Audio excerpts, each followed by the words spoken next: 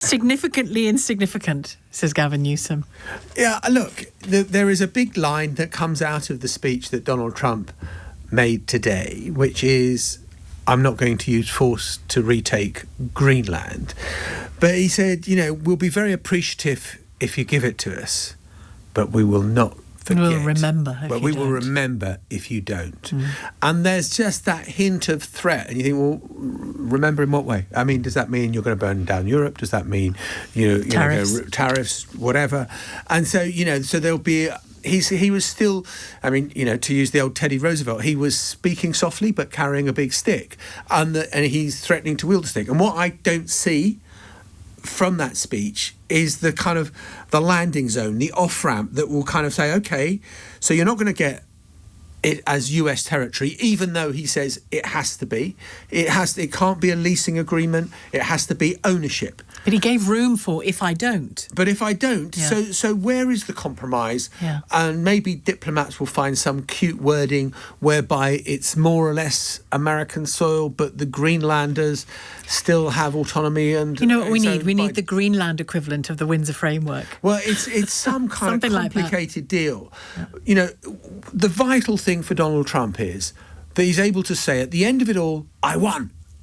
And say it loudly, and Europe weren't going to give it to me, but I won.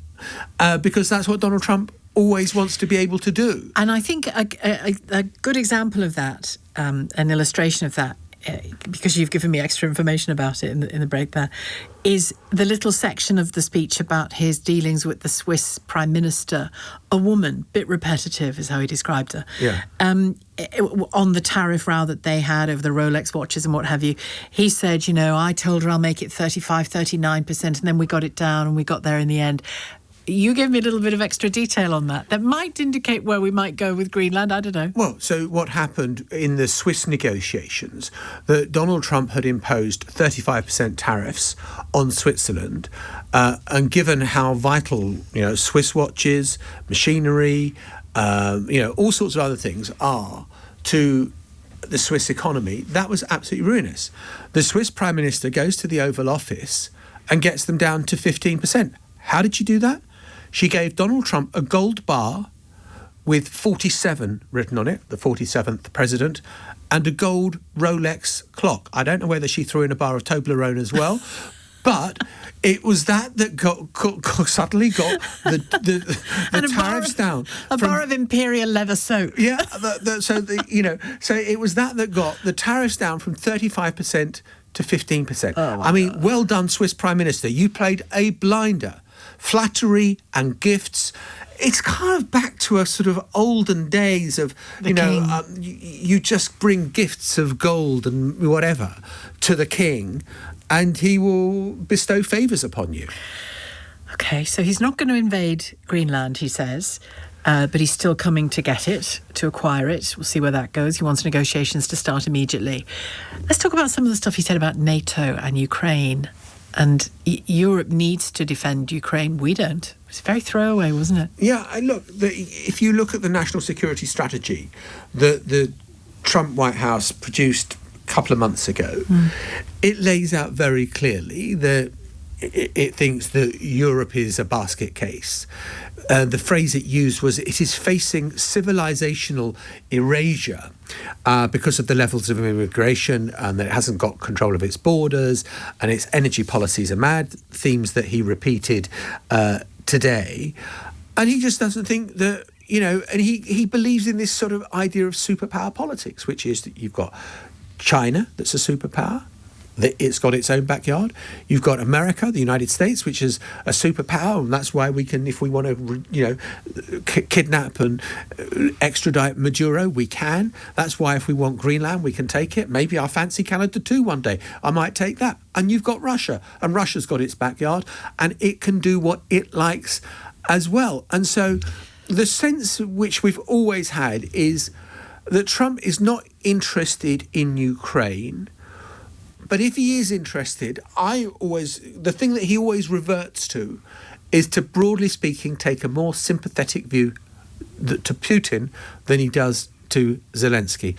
And to a European mindset, that just seems bonkers when a Russian army invaded sovereign European nation that, is recognised by the United Nations, and Donald Trump seems to be pretty unflapped by it. He sounds, to my ears anyway, sounded fairly sincere when he talked about the loss of young life in that war, and that's a motivation for stopping it. I don't know if he's sincere when he says that. Yes, I think but I think his frustration and irritation is that Ukraine is... Why Ukraine? Ukraine, why do you keep arguing about this? Why don't you just accept you've lost all this land? You're a small dog. Russia's a big dog. As if he would. Get over it. I think Donald Trump is absolutely sincere in wanting the killing to stop. I think he probably does think it is absolutely unconscionable, the loss of young lives and the mutilation of so many people who are suffering these terrible war injuries through shrapnel wounds or whatever. I don't doubt the sincerity of that at all. He just thinks that the way through this is for Ukraine to wave a white flag and Russia to impose its boots on the Donbass or wherever else it fancies. From a UK perspective, what was in here, he really went for the North Sea oil thing, didn't he? I don't think Ed Miliband will be high on his Christmas card list. I think that... Or vice versa. Or vice versa, for that matter, yeah. No, he does think that he cannot understand, he cannot fathom why, when Britain has this natural resource, that it isn't doing more to exploit it. And, I think there may be growing numbers of people who are making that argument. You've got Ed Miliband still saying this is, for the future of the planet, affordability, and this will come good in the end.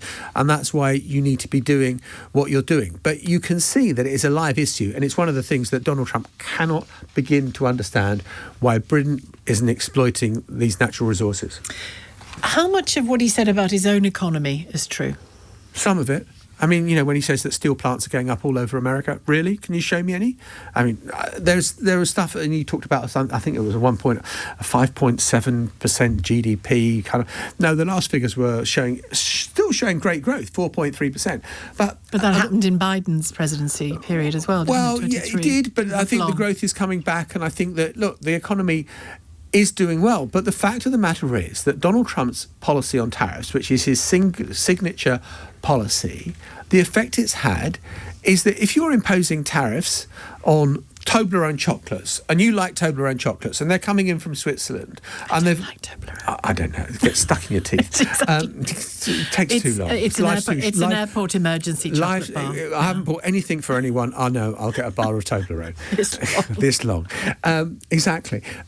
It's made goods more expensive in the shops for Americans. And so Americans are feeling that there is an affordability crisis, much though Donald Trump denies it. And his approval ratings are pretty low, probably as a result of that. So, whilst Donald Trump went to Davos to say the American economy is the engine of the world, there was a fair degree of exaggeration and misrepresentation.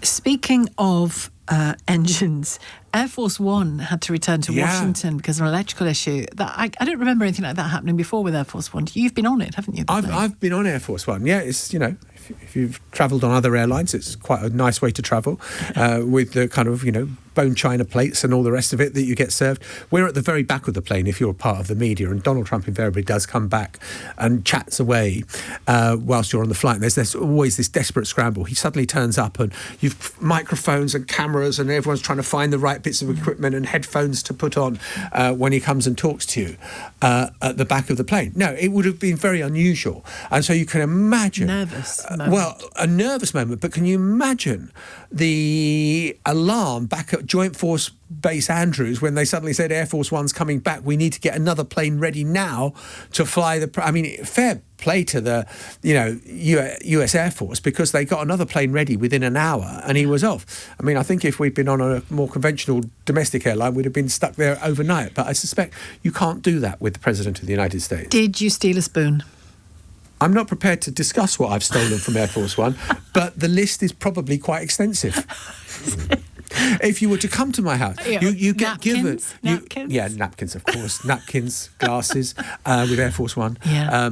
And also you get Mr. Sopel, welcome aboard Air Force One. Oh, wow. So you don't get given a boarding card with a seat placement. You just go on the plane, and there is, in your seat, is Mr. Sopel, welcome aboard Air Force One. So I've kept that, obviously. Of course, it was framed. No, it's a fun thing to do. It's a fun thing to do. The worst bit, okay, we talk about Air Force One. The worst bit was in Saudi Arabia, and this was the first time I'd flown on Air Force One, was that it was the beginning of the day. We weren't flying on the plane until the evening, but we were part of the presidential pool. This was when Obama was president. And so you have to take your bag, and we've been travelling for 4 days now. You had to take your bag, you had to put it down, and you had to open it up whilst a Secret Service agent empties your whole bag, dirty underwear, dirty socks, and a sniffer dog comes along and is going through your underwear. And then you have to repack. No dignity. There is no dignity. You deserve those napkins, I say. I think I earned every one of those napkins. You absolutely did. I might bring you one in. You also get M&Ms with the presidential signature. That's fantastic. So I've got those at home as well. That's fun. That's a great thing to have done. I think it is. It's fun.